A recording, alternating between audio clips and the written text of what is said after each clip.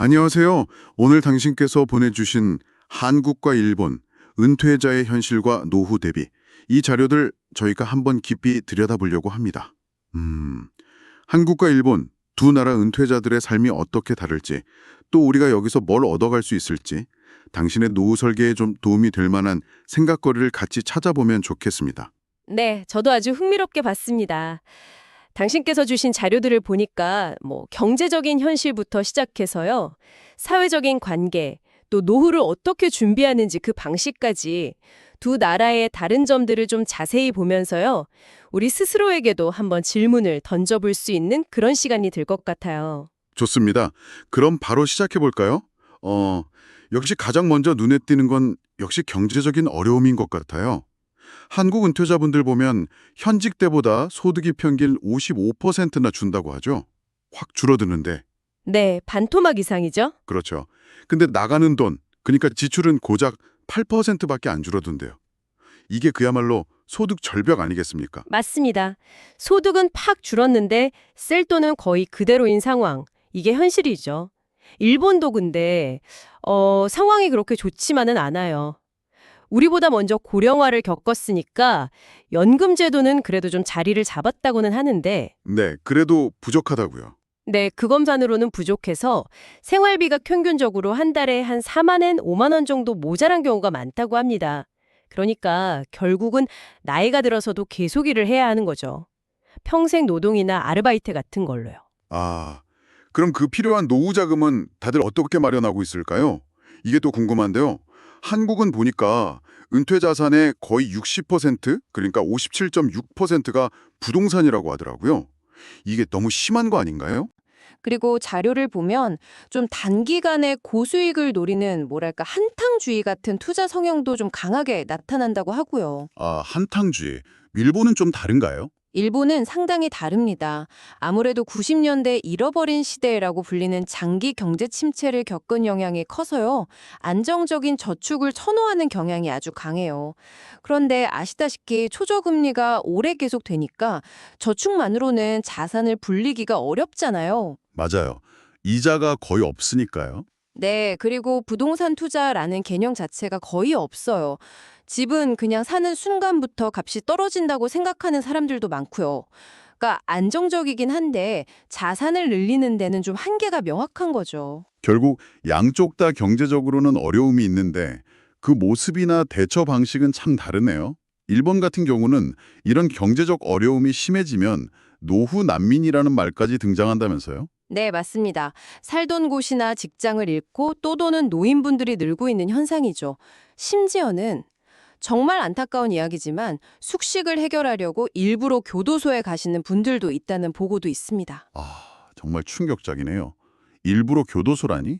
네, 그런 경제적인 어려움이 단순히 그냥 돈 문제로만 끝나는 게 아니고요. 일본 노인분들을 사회적으로 더 고립시키는 그런 악순환으로 이어지는 경우가 많습니다.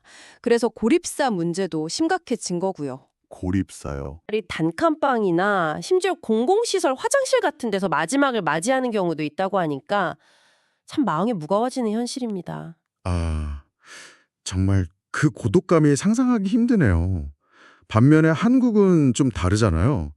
가족들하고 관계가 끈끈해서 정서적으로는 지지가 될 수도 있지만, 네, 그렇죠. 근데 또 때로는 그 은퇴 자금이 자녀 지원하는 데 쓰이면서 부담이 되기도 하고요. 양면성이 있는 것 같아요. 자료에서 보니까 은퇴 후에 가장 조심해야 할 대상 1순위가 자식이라는 말까지 나온다고 하던데요. 허허, 그런 말도 있죠. 네. 이런 사회적인 관계를 맺는 방식의 차이는요, 여가 활동에서도 좀 나타나는 것 같아요. 한국 어르신들은 보면 등산이나 공원 산책처럼 좀 같이 모여서 하는 활동을 선호하시고, 탑골공원 같은 곳에 나가시거나 봉사활동 같은 걸로 관계를 계속 이어가려는 모습이 보이거든요. 네네. 반면에 일본 어르신들은 아까 말씀드린 것처럼 경제적인 이유 때문에 계속 일을 하시거나 아니면 관계를 넓히기보다는 좀 개인적인 생활에 머무는 경향이 더 강하다고 분석이 됩니다. 고립을 자초하는 면도 없지 않고요. 아, 근데 여기서 진짜 흥미로운 점이 있었어요. 한국 어르신들 디지털 기기 활용 능력이요. 60대 스마트폰 보급률이 97%래요. 97%. 오, 굉장히 높네요. 네. 일본은 70%라고 하니까 이거 엄청난 차이잖아요. 거기다가 또 대중교통도 저렴하고 편리하고 노인 무임승차 혜택도 있고요. 이런 게 어쩌면 사회적인 연결을 계속 유지하는데 일본보다는 좀 더 유리한 점이 될 수 있지 않을까요? 그런 잠재력이 보이는 것 같아요. 아, 그거 정말 중요한 지적이십니다. 맞아요. 비록 우리가 여러 준비가 부족한 상태로 고령화 사회를 맞이한 건 사실이지만 방금 말씀하신 그런 디지털 활용 능력이라던가 또 한국인 특유의 나도 할 수 있다라는 그런 적극성 그리고 강한 사회적 관계망 이런 것들이 어쩌면 위기를 헤쳐나갈 수 있는 중요한 동력이 될 수 있다. 이런 시각도 분명히 존재합니다. 하지만 또 그 할 수 있다는 자신감이 아까 말씀하신 한탕주의나 네. 좀 무리한 투자로 이어질 수도 있다는 두적도 있었잖아요. 양날의 검 같기도 한데 이걸 어떻게 봐야 할까요? 네, 맞습니다. 그 역동성이 때로는 불안정성으로 이어질 수 있다는 점은 분명 경계해야겠죠. 그래서 전문가들이 강조하는 게 단순히 돈을 많이 모으는 것 이상으로 50대부터는 내가 앞으로 어떻게 살 것인가, 이 노후의 삶의 방향성, 정체성을 먼저 고민해야 한다는 겁니다. 아, 돈보다 삶의 방향성이 먼저다. 네. 그래서 평생 할 수 있는 나만의 일거리, 이걸 라이프 웍이라고 부르던데요. 이 라이프 웍을 찾아서 꾸준한 현금 흐름을 만드는 게 중요하다는 거죠. 특히 50대가 노후 준비의 골든타임이라고 하고요. 그리고 좀 늦었다고 생각될 때라도 계속 공부하고 정보를 찾고 적극적으로 나서는 자세가 필요하다고들 합니다. 네. 오늘 당신께서 보내주신 자료 덕분에 한국과 일본 은퇴자들의 현실을 비교해보면서 정말 많은 생각을 하게 되네요. 경제적으로 어렵다는 공통점이 있지만 그 안에서 자금을 마련하는 방식이나 관계를 맺는 모습, 또 위기에 대처하는 자세까지 참 다른 모습들을 발견할 수 있었습니다. 네, 그렇죠. 정리를 해보자면 한국은 관계 중심적이고 역동성이 강점이지만 그만큼 불안정성도 크고 일본은 상대적으로 안정적이긴 하지만 고립의 위험이 높은 각자 다른 과제를 안고 있다고 볼 수 있겠습니다. 오늘 이 비교 분석이 당신의 노후 준비에 조금이나마 영감을 드렸으면 좋겠습니다. 마지막으로 당신께 이런 질문을 한번 던져보고 싶네요.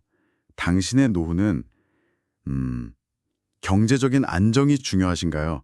아니면 긴밀한 사회적 연결 혹은 나다운 삶의 의미 이 중에서 어떤 가치에 더 무게를 두고 당신의 노후를 설계하고 싶으신가요?